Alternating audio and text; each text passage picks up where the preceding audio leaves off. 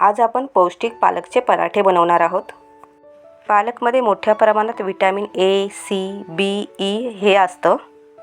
त्याचप्रमाणे magnesium, calcium, iron या प्रकारची खनिजेही असतात। पालक हे आपल्या शरीरासाठी आवश्यक आहे।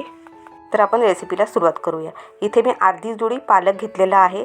त्याचं डेक आपल्याला काढायचं आहे आणि हे पानं मी स्वच्छ धुवून घेतलेले आहेत। आता आपल्याला ही पानं बारीक चिरून घ्यायची आहेत। पालकचे पराठे दही किंवा लोणच्याबरोबर खायला खूप छान लागतात।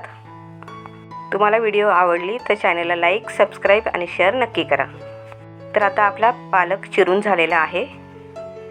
हा मी एका ताटामध्ये काढून घेते। पालकची भाजी शक्यतो मुलांना आवडत नाही, परंतु आपण पराठे केले तर ते आवडीने खातात। तर आता आपण यामध्ये थोडंसं मीठ घालू। आता आपल्याला पालक चांगलं मिठामध्ये असं चुरून घ्यायचं आहे।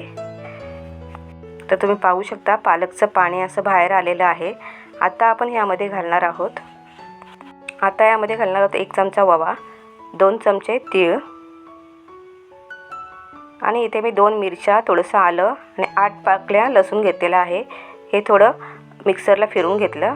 आता आपण ते यामध्ये घालणार आहोत आणि अर्धा चमचा हळद, अर्धा चमचा गरम मसाला,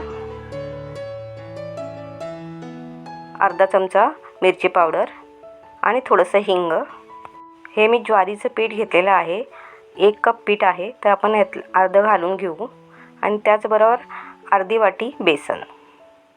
बेसननी पराठ्याला छान चव येईल। तर आता आपण हे मळून घेऊ। पालकमध्ये जेवढं पीठ राहील तेवढंच आपल्याला घालायचं आहे। तर हे राहिलेलं पीठही मी घालून घेते। तर इथे आपल्याला लागलेलं आहे 1 कप ज्वारीचं पीठ आणि अर्धी वाटी बेसनचं पीठ। तर आता आपलं पीठ छानपैकी मळून झालं आहे। आपण त्यातला थोडंसं पीठ काढून घेऊ आणि आपण पराठे बनवायला सुरुवात करूया।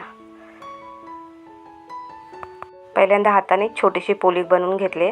आता थोडंसं पीठ लावून आपण पराठा बनवायला सुरुवात करूया। अगदी 10 मिनिटात आपले हे पराठे बनवून होतात। झटपट बनणारी रेसिपी आहे।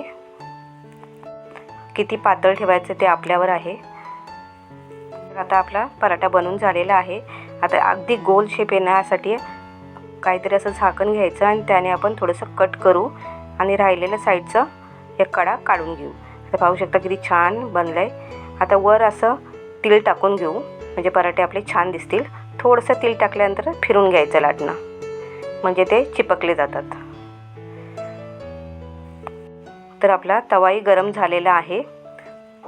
तव्याला थोडंसं तेल लावून घ्यायचं आणि नंतर आपण पराठा टाकायचा आहे।